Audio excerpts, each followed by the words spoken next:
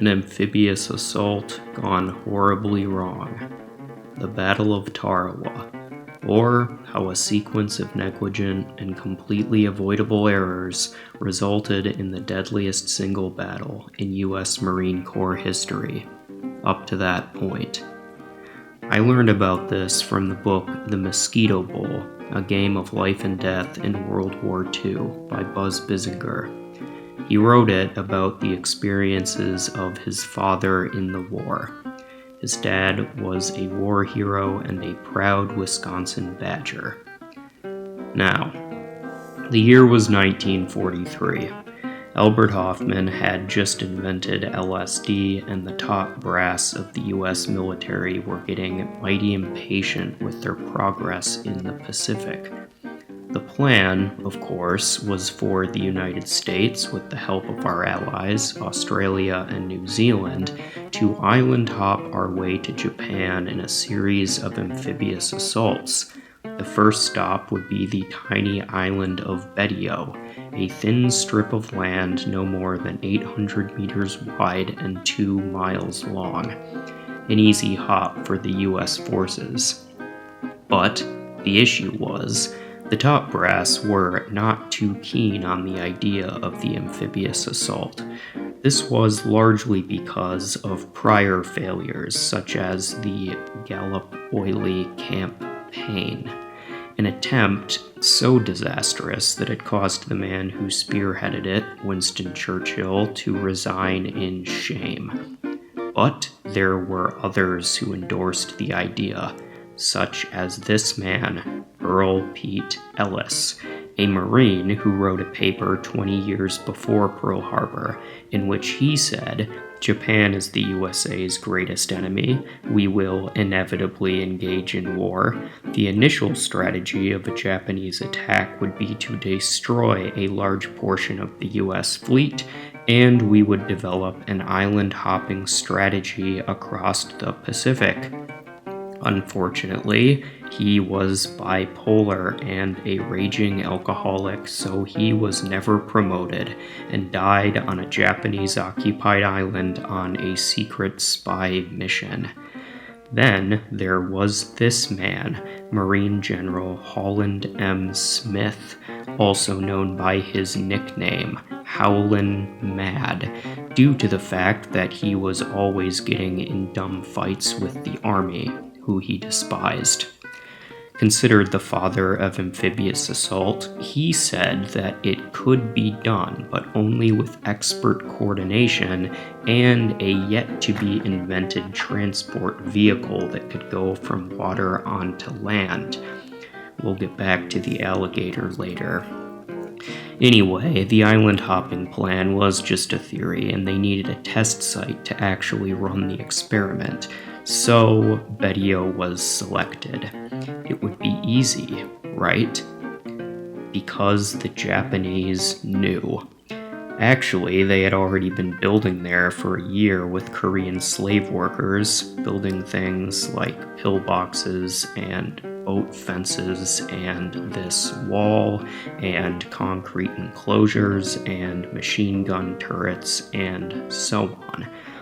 But the top brass figured we can just bomb the shit out of them. So they did, and dropped 3,000 tons of explosives, or 3 million pounds, before the fighting had even began, which was the largest bombardment in the history of warfare per square foot up to that point. But it unfortunately killed less than 40% of the forces stationed there, and most of the structures remained intact. They had severely underestimated the fortifications of the Japanese and would pay dearly for it. Now, the next thing we have to discuss is the issue of the tide. No, not that tide, this tide. Because if the water was too low, the boats would get stuck.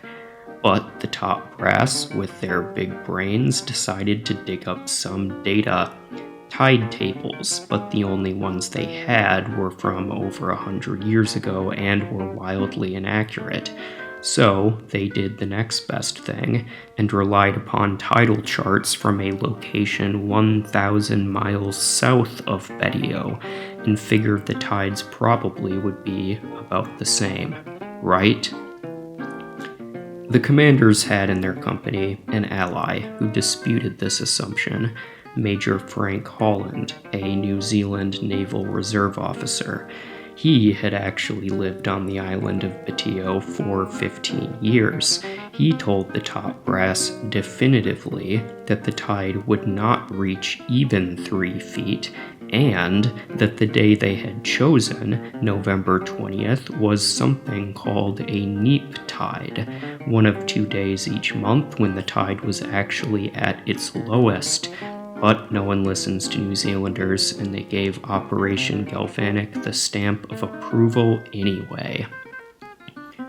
The decision to go forward was made by this guy, Richmond Turner, nicknamed Terrible Turner. He was a big buddy of Howlin' Mad who thought the time of high tide, despite being far safer, had strategic disadvantages since an early morning attack would either not provide enough time for naval bombardment beforehand, and a late afternoon attack would mean that some soldiers would be arriving to the island in the dark.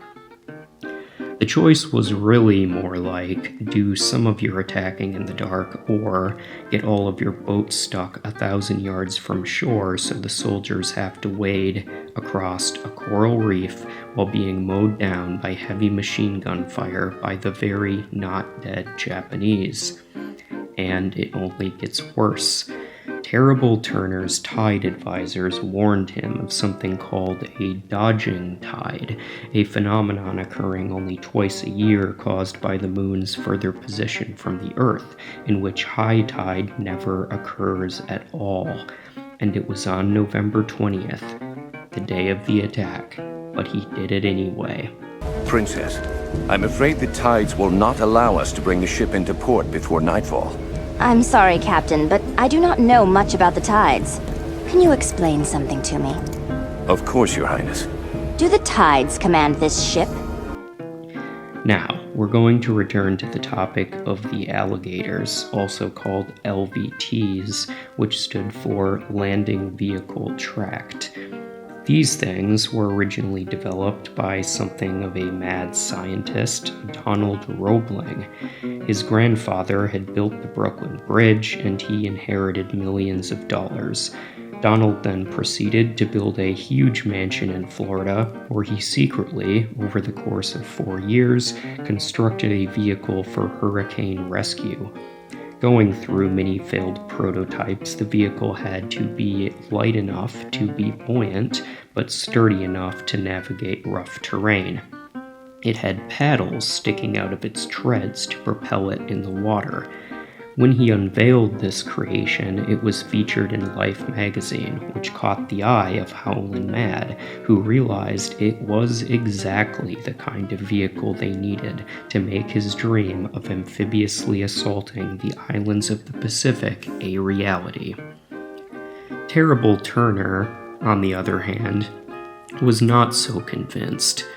The Navy did not trust the alligator, mostly because they hadn't built it themselves, but they ordered 200 anyway. Now, Turner had originally not wanted any alligators for Tarawa, but Howlin' Mad said, if we have no LBTs, there will be no operation. Now, it's good he did, since they were the only things that could actually get to the island.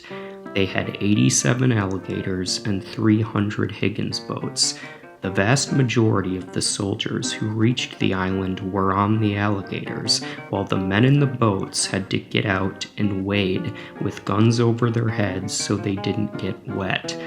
The soldiers who reached the island then had to climb over the wall and contend with the 4,200 Japanese troops hunkered down in their pillboxes of steel-reinforced concrete with walls 6 feet thick.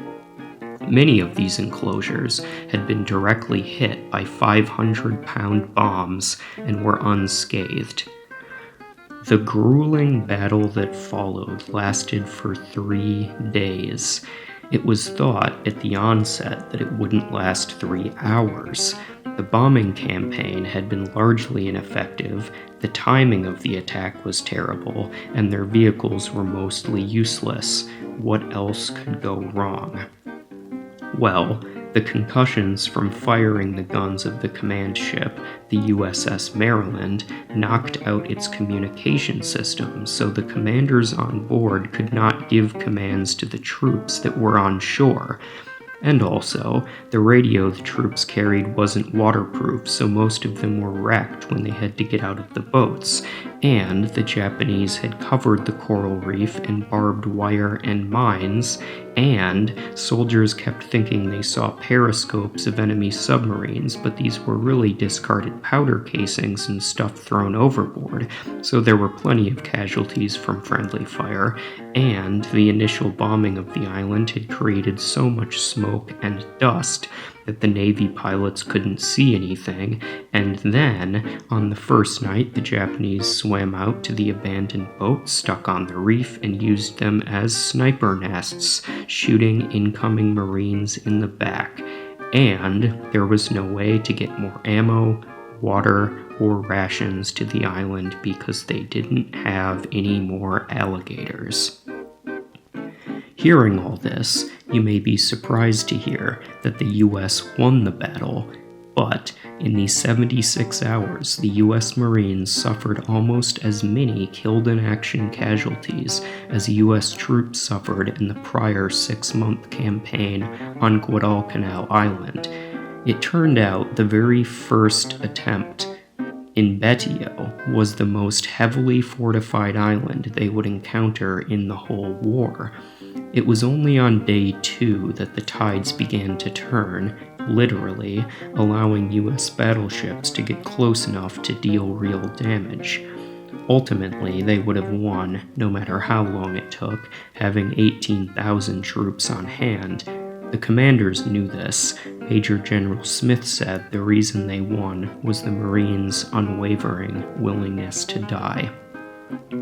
While many of the battles that followed were far bigger and bloodier, like the one on Okinawa, Tarawa was the necessary experiment that led to all subsequent improvements in how amphibious assault was conducted in war, because it was such a strategic disaster.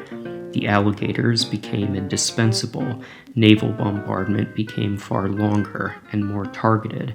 The US could not afford to rely on poor intelligence, and they now knew they had severely underestimated the Japanese.